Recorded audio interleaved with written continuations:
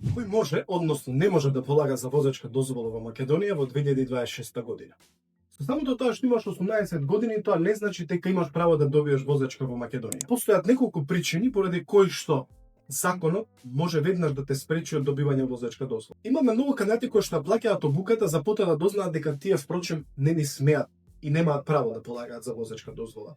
Јас сум Дејан од автошкола ДИВА, лиценциран предавач во теоретска настава и во ова видео ќе ви кажам кој смее, а кој воопшто не ни треба да ја почне процедурата за возачка во 2026 година, со цел да не си го троши времето и парите. Како што зборува во минатото видео, првиот услов пред да почнете со теоретска настава, односно нешто кое што мора да го завршите е да извадите лекарско уверение. Има некои кандидати за возачи кои што воопшто не го поменуваат овој преглед, односно не добиваат лекарско, кое што лекарско докажува дека тие се психофизички способни за да управуваат возило од одредена категорија.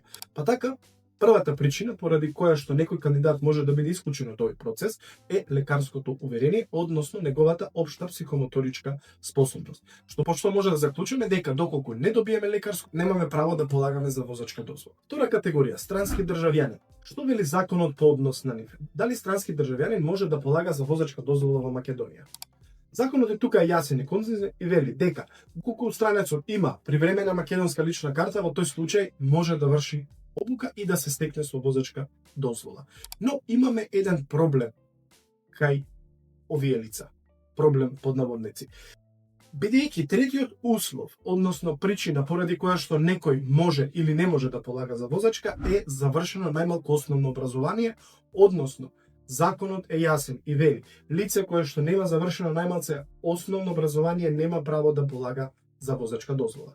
На кој начин ова го докажуваме? Ова се докажува на начин да во моментот кога ќе треба да се пријавуваат испити, односно предполагање, во тој автоиспитен центар да вијате обврска да доставите заверено свидетелство на нотар не помалку од основно образование.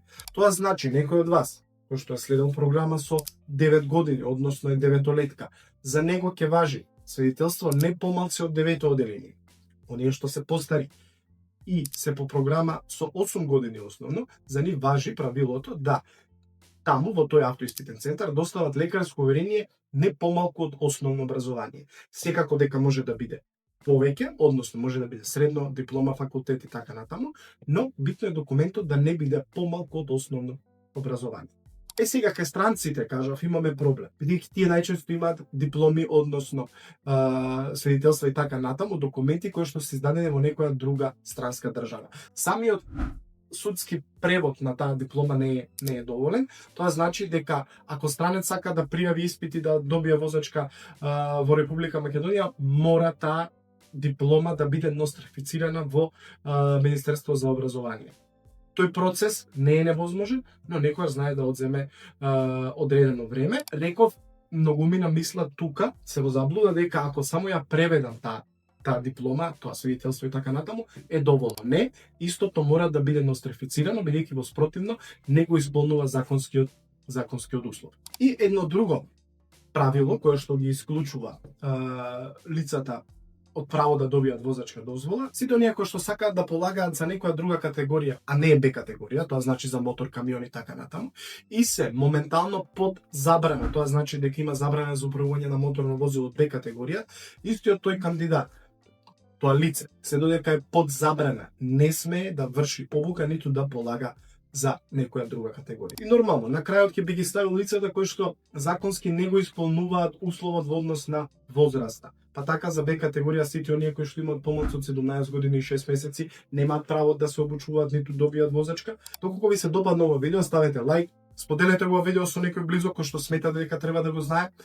Пишете ни коментар, а за сите прашања ви стоиме на располагање, може да ги поставите долу во коментарите на ова видео или на нашиот Instagram, Facebook профил или преку формата на нашата веб страна.